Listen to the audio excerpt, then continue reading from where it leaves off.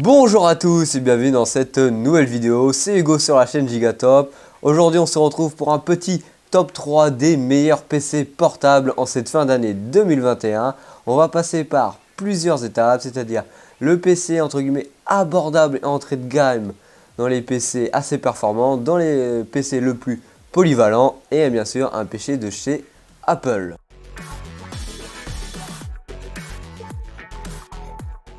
Dans un premier lieu, on va passer sur le PC d'entrée de gamme. Alors on parle d'entrée de gamme au niveau de ses performances par rapport au prochain qu'on va présenter, mais c'est un PC quand même qui démarre à partir de 1000 €.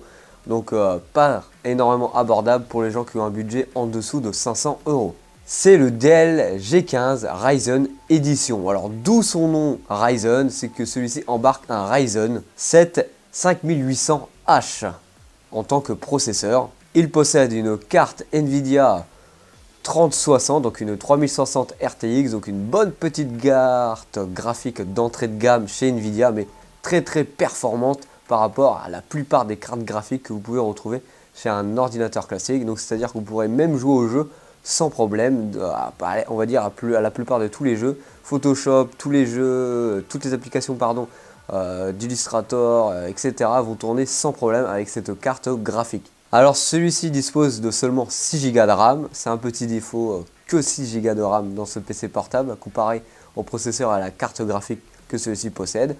Au niveau de l'écran, on est sur du 120 Hz, donc un écran super fluide, donc qui peut arriver un peu pour le jeu encore grâce à la carte graphique. On va pouvoir jouer jusqu'à 120 images par seconde. Et celui-ci, c'est un écran de 15 pouces. Alors on va passer maintenant sur les points positifs de celui-ci. Il a de très bonnes performance en 1080p en jeu, donc c'est que vous pouvez jouer à tous les jeux en 1080p sans problème. Il a un design de très bonne qualité et surtout de très sobre, à l'image bien sûr de Dell qui fait des PC sobres et performants. Donc celui-ci a un design sobre et performant, même si ça fait 3 fois que je vous le dis, il est sobre et très performant. Il a un refroidissement bas, beaucoup bruyant, c'est-à-dire que les ventilos quand ils vont se mettre en route, ça ne va pas vous faire un vacarme quand celui-ci va chauffer, et donc les refroidisseurs vont essayer de refroidir le PC, ça ne va pas faire un bruit assourdissant. Pour ce qu'il embarque à l'intérieur, le prix est quand même assez abordable, on va dire ça entre guillemets, parce que voilà, 1000 € par PC c'est un coût, mais quand on voit le prix des composants actuels, par exemple d'une 3060, d'une carte graphique qui est à l'intérieur de cet ordinateur là, qui flambe et qui s'emballe, on peut relativiser sur le prix de celui-ci. Alors maintenant on va parler des points négatifs sur ce PC. Celui-ci embarque une 3060, j'arrête pas de vous le dire depuis tout à l'heure, donc il y a la possibilité d'avoir le ray tracing en jeu. Alors celui-ci ne fonctionne pas très bien, on va dire il est là, il fait acte de présence, mais il n'est pas très performant parce que c'est l'entrée de gamme de chez Nvidia. La luminosité de son écran est assez faible, donc pas très voyant quand vous avez du soleil. Alors ce clavier est pas du tout axé gaming ou gamer entre guillemets si vous achetez ce PC pour ça ou pas, il est plus axé d'un côté plus bureautique, donc beaucoup plus travaillé si vous voulez faire du traitement de texte ou autre que si vous voulez jouer à un jeu sur PC.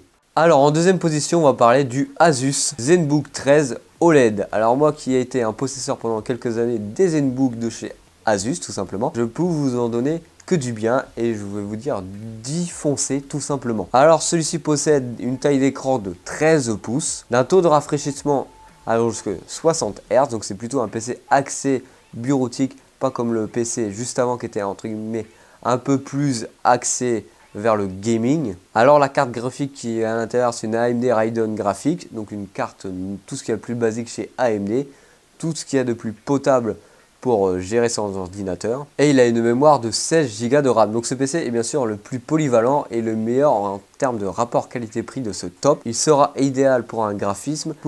Il pourra faire un petit peu de jeu et sera parfait pour la bureautique. Alors pour les points positifs de cet ordinateur portable, c'est qu'il a un écran OLED sur ce type d'appareil. Voilà. Normalement, les écrans OLED, on ne les retrouve pas sur des PC portables à ce tarif. Alors le PC commence à partir de 1250 € si je ne me trompe pas.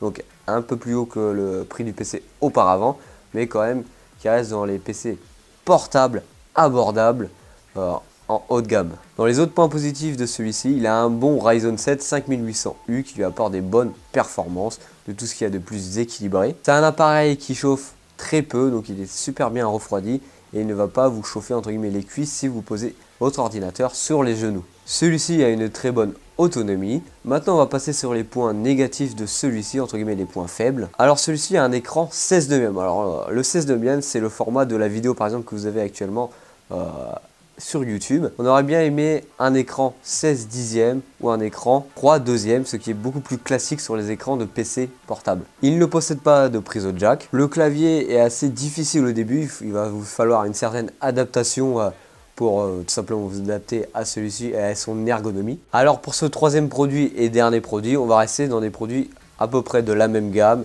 en deux prix, mais on va aller cette fois-ci du côté de chez Apple. On va aller voir le MacBook Pro 13 M1 de 2020 qui fait encore très bien l'affaire en 2021. Alors pour sa fiche technique, je ne vais pas la faire comme les autres, hein. Je vous laisse aller voir en description, il y aura un lien pour aller voir la fiche technique de celui-ci, c'est la Fnac comme d'habitude, hein, si vous voulez le checker. Alors maintenant on va passer directement sur les points positifs et les points négatifs de celui-ci. Il a une qualité de fabrication digne de chez Apple, donc assez remarquable.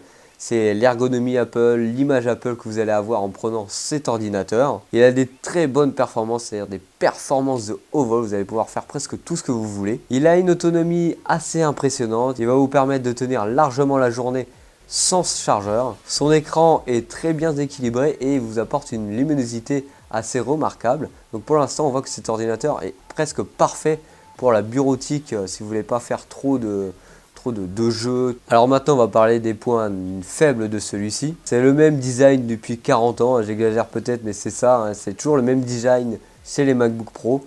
Ils n'ont pas énormément fait de changements entre les générations précédentes. Il a une connectique assez limitée, donc vous n'avez pas énormément de ports d'entrée dans ce MacBook. Et vous avez seulement une webcam de 720p dans cet ordinateur, ce qui est très peu mais assez normal pour par exemple aller sur Zoom ou Teams, mais voilà, c'est pas assez perfectible si on veut faire autre chose avec sa webcam. En tout cas, j'espère que cette vidéo t'aura plu, n'hésite pas à t'abonner et liker. Si tu as des PC à conseiller aux gens, n'hésite pas à les mettre en commentaire. Allez, je te fais un gros bisou.